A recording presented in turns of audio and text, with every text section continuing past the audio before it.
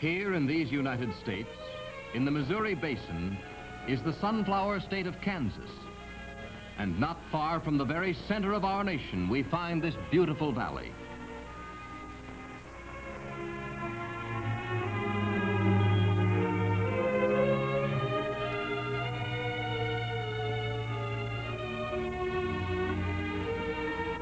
We like to think of it as our valley, says Bill Edwards.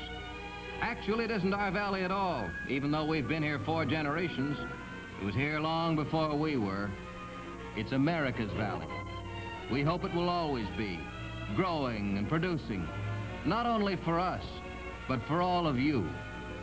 For this is the Blue Valley of Kansas.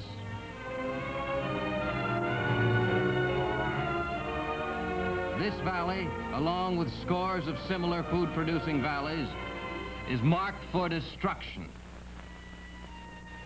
And this is the Tuttle Creek story. A story that can best be told by Wilfred Johnson, 4th generation owner of one of the valley's most productive farms. Down there is the Blue River. That's the source of a lot of argument these days. Yonder's our little school where my granddad went in a quieter day. Over there are homes of my neighbors. These homes, built of native limestone, have been here a long time, maybe 100 years.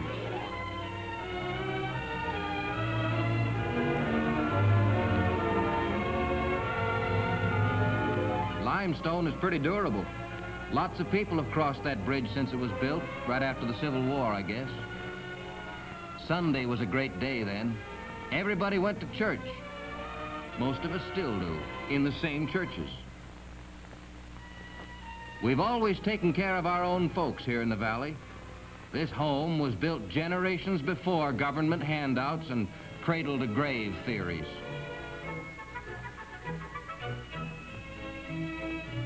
We're right neighborly here in the valley. Kids never stop playing. And their pets join in too.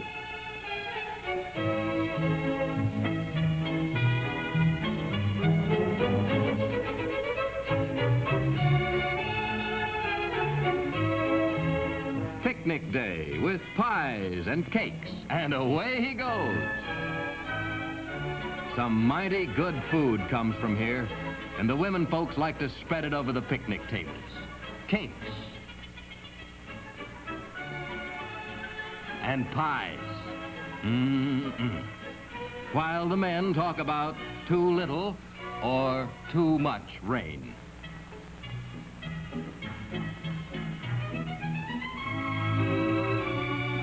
We're always ready to pitch in. Sure, you can come back for more, but why not start with enough? Yes, it's a good life in a good land. Of course, we have our squabbles. Sometimes that squabble is with the Big Blue when it goes on a rampage.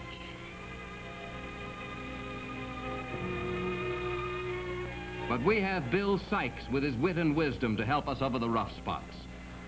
Bill's a graduate of Kansas State in '79.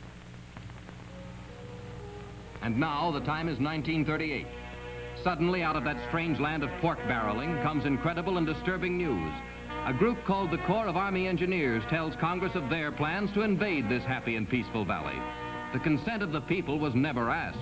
The plan is ostensibly to build a dam, a plan both bold and deceiving.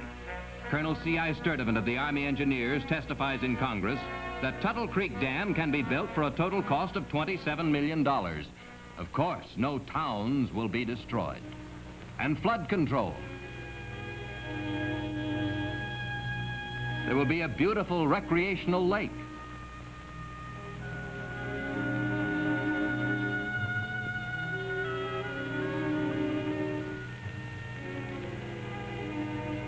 Cheap electricity. All for $27 million. A Depression-inspired Congress authorizes the Make Work project, but appropriates no money.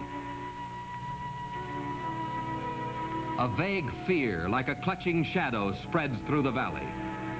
Is this fertile producing valley being singled out for some new pig-killing scheme to reduce production? Fearful of dark days ahead, the Blue Valley residents form a study association to find the meaning of all this. J.A. Hawkinson, their first president, cautions the members to be ever alert. As long as this authorization is alive, scheming men with an appropriation from Congress can pounce upon us without warning.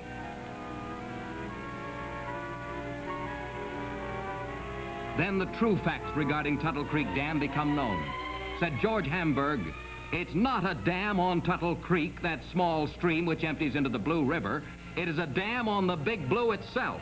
It will inundate forever thousands of acres of good, productive land, even towns." While living, the ever-watchful eyes of their elected representatives, Senators Reed and Capper, stopped any appropriations.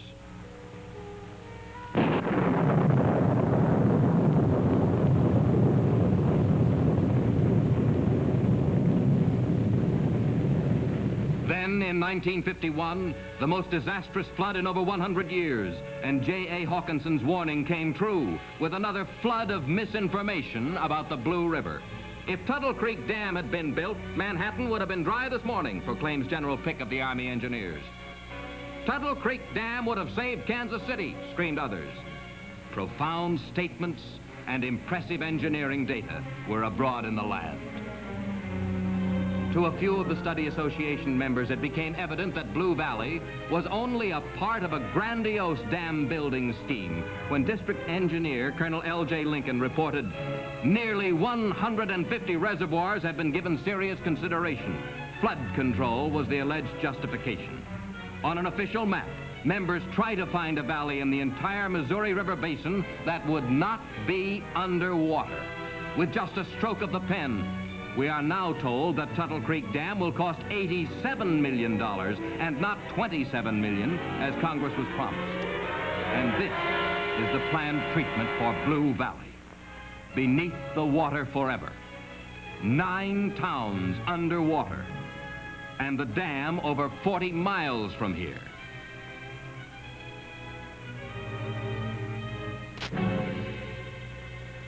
Only good earth produces good grain. This gives Kansas a proud title, the Wheat State. A sanctuary no more. Over 50 miles long, over 50,000 acres, and we are told this is flood control. Congress was told originally this was an all-purpose dam, beautiful recreational lake, flood control, cheap electricity, and no destruction of towns, remember?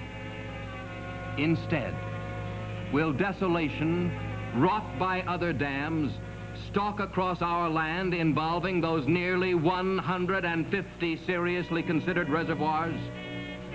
Will hundreds and hundreds of thousands of acres of our nation's most productive land be reduced to this desolation forever?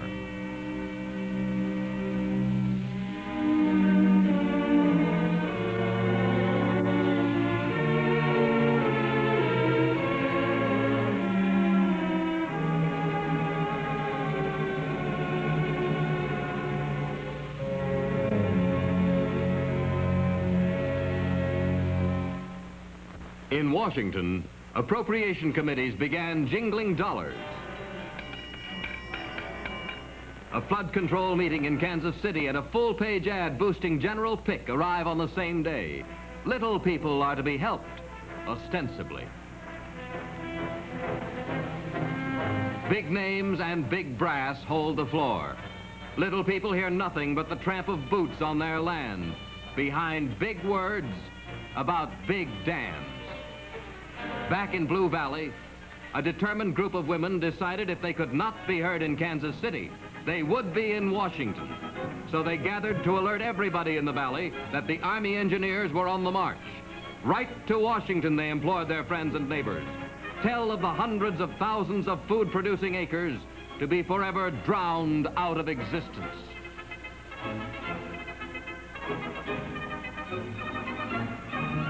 The people responded. Letters not only to Washington, but to all parts of the nation, and the rural carriers happily accepted the increased burdens. But why not? All cooperate here in the valley. Even baby raccoons are mothered by the family cat.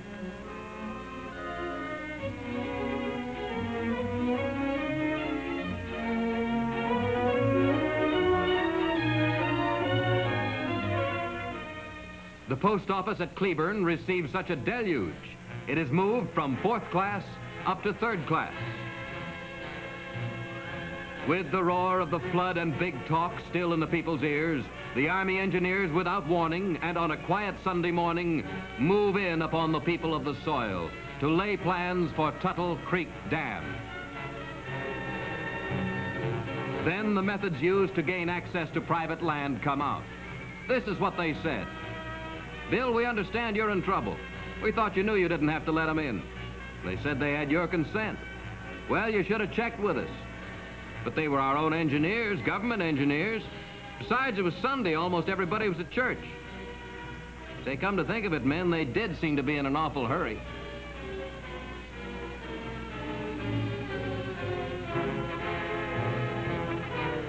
And while his underlings connive to get access to the land, General Pick chestily builds an impressive case before the Senate. They appropriate $5 million for Tuttle Creek Dam. $5 million. 87 million estimate. Sort of toe-in-door tactic. But in one valley home sits college-educated, land-tilling Glenn Stockwell, the Blue Valley Association's new leader. Quietly, he is sifting the truths from untruths. Unless he can undo this mass of misinformation, Tuttle Creek Dam will be the start of the greatest food-producing destruction history has ever known. Facts and truths, and in writing to prove the mighty engineers wrong. They would have the facts and figures, but where among his mass of accumulated data? At last, here is the record. The Blue Valley leader has his proof. And in Washington, Stockwell produces records with proof that the Army engineers must have overlooked. Proof from the Government Weather Bureau showing the rainfall in Blue Valley was insufficient to flood Manhattan, as proclaimed by General Pick. Proof from the Government Geological Service that the Blue River was backed upstream 8 miles. Therefore, Tuttle Creek Dam would have been valueless.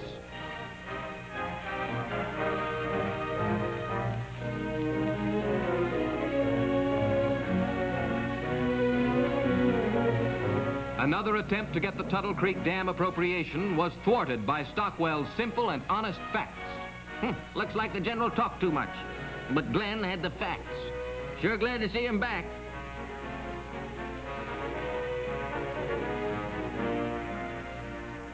His words are, I'm mighty glad to find my friends and neighbors still respect our government.